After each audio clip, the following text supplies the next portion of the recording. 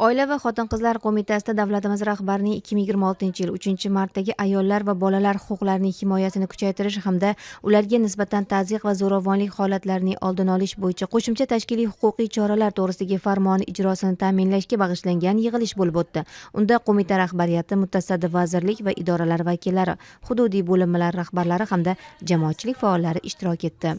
O'tkazilayotgan tadbirga to'xtaladigan bo'lsam, aynan bugun nafaqat vazirlik va idoralar, balki sud huquq idoralari va keng jamoatchilik vakillari, oliy ta'lim muassasalarida faoliyat yuritayotgan tajribali ustozlar, huquqshunos ayollar, olima ayollardan iborat tarkibda respublika targ'ibot guruhi faoliyati yo'lga qo'yilmoqda va mana shu farmonni nafaqat hududlarda, balki shu tuman shaharlarda, mahallalarda, eng chekka hududlardagi aholini xabardor qilish va albatta u yerda ham mana shu salbiy holatlarga nisbatan aholini bir xabardorligini oshirish va bugungi aynan ushbu yo'nalishda amalga oshirilayotgan islohotlar davlatimiz rahbari tashabbuslari bilan amalga oshirilayotgan va kiritilayotgan shu qonunchilikdagi o'zgarishlarni keng yetkazish va o'sha aholini qonuniy va munosib himoyasini ta'minlashdan iborat bo'ladi. Tadbirda belgilangan vazifalar nafaqat qonunlar ijrosini ta'minlash, balki jamiyatda mutlaqo yangi, ya'ni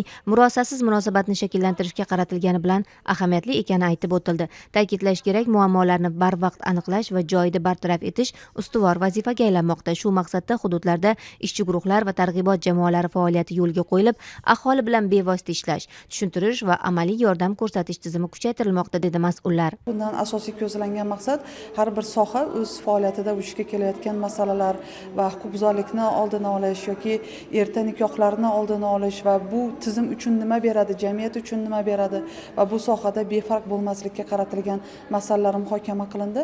Masalan, oddiy bevosita sud sohasida agar olib qaraydigan bo'lsak, bugungi kunda voyaga yetmaganlar tomonidan sodir etiladigan jinoyatlar yoki bevosita oilaviy nizolarning ko'payib borayotganligi bu ham bo'lsa, ana shunday targ'ibot tashviqot ishlarini yanada ko'paytirishni taqozo qiladi.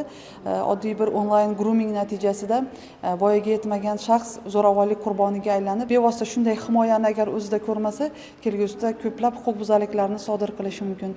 Masalan, aytaylik, bevosita tergovchi va sudyalarni aylan zo'ravonlikka qarshi maxsus o'qitish tizimining ham joriy etilishi mana shu masalani qay darajada dolzarb ekanligini anglatadi. O'ylaymizki, mana shunday muvofiqlashtiruvchi guruh, ishchi guruhlarni bevosita targ'ibot tashviqoti natijasida ertangi nikohlarning oldini olish yoki xotin-qizlar va bolalarga nisbatan zo'ravonliklarni oldini olishda muhim hissasini qo'shadi. Aytish kerakki, yangi tashabbuslar orasida yoshlarning ongli ravishda oila qurishga tayyorgarligini oshirish, erta nikohning oldini olish, yosh onalarga ta'limni davom ettirish imkonini yaratish kabi muhim qadamlar ham bor. Bu esa nafaqat huquqiy, balki ijtimoiy adolatni ta'minlashga xizmat qiladi. Eng muhimi, bu jarayon faqat davlat idoralari bilan cheklanib qolmaydi. Har bir mahalla, har bir oila va har bir fuqaro bu masalaga befarq bo'lmasligi kerak. Zero sog'lom jamiyat himoyalangan ayol va baxtli boladan boshlanadi. Buyuk sarkarda davlat arbobi Amir Temur o'z davrida nafaqat qudratli hukmdor, balki xalqparvar va saxovatpesha inson sifatida ham nom qozongan. U ehtiyojmandlarga mehr-shafqat ko'rsatish, adolat va inson qadrini ulug'lashni o'z siyosatining ustuvor yo'nalishiga aylantirgan edi. Bu kabi ezgu fazilatlar bugun ham sohibqiron nomi bilan atalgan maskanlarda davom etayotgandek. Ayniqsa Amir Temur tavallud ayyomi munosabati bilan Toshkent shahri Yashnobod tumanidagi Amir Temur mahallasida o'tkazilgan tadbir ana shu qadriyatlarning yorqin ifodasi bo'ldi. Tadbir davomida mahalla xayriya jamoat fondi Toshkent shahar bo'limi tashabbusi bilan ijtimoiy himoyaga muhtoj, kam ta'minlangan oilalar va nogironligi bo'lgan fuqarolar holidan xabar olinib, ularga amaliy yordamlar ko'rsatildi. Bu esa mahallada insonparvarlik, bag'rikenglik va saxovat kabi fazilatlar ustuvor ekanini yana bir bor namoyon etdi.